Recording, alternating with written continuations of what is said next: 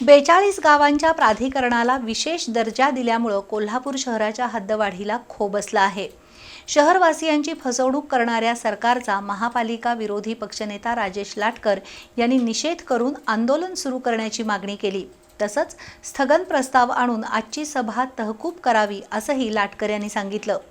कोल्हापूरची हद्दवाढ झाली पाहिजे याबाबत दुमत नाही, पण यापूर्वी हद्दवाढीला कोणकोणत्या नेत्यांनी विरोध केला याची माहिती जाहीर होणं आवश्यक आहे, असं नगरसेवक प्राध्यापक जयंत पाटील यांनी सांगितलं।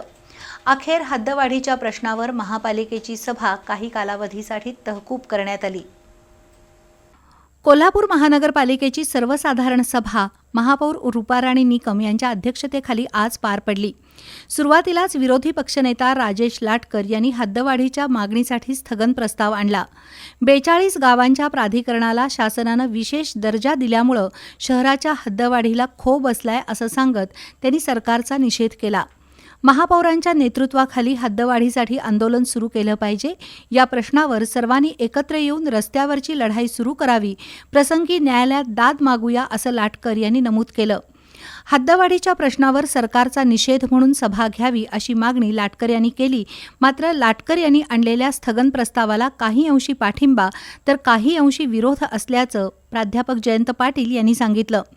हद्दवाढीबाबत आजवर अनेक वेळा कोल्हापूरची फसवणूक झाली आहे। हद्दवाढीला विरोध कोणत्या नेत्यांचा आहे त्यांची नावं जाहीर करावीत।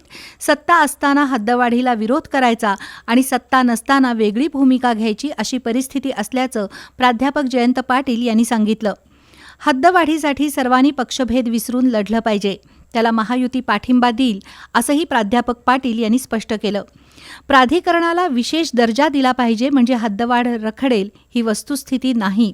सरकार कुणाचंही असलं तरी महापौरांच्या नेतृत्वाखाली आंदोलनात उतरू असं सांगत केवळ 5 मिनिटं सभा तहकूब करावी अशी मागणी प्राध्यापक जयंत पाटील यांनी केली। दरम्यान हद्दवाढीबाबत महापालिकेकडून शासनाकडे प्रस्ताव गेले असल्याचं महापौर रूपाराणी निकम यांनी स्पष्ट केलं।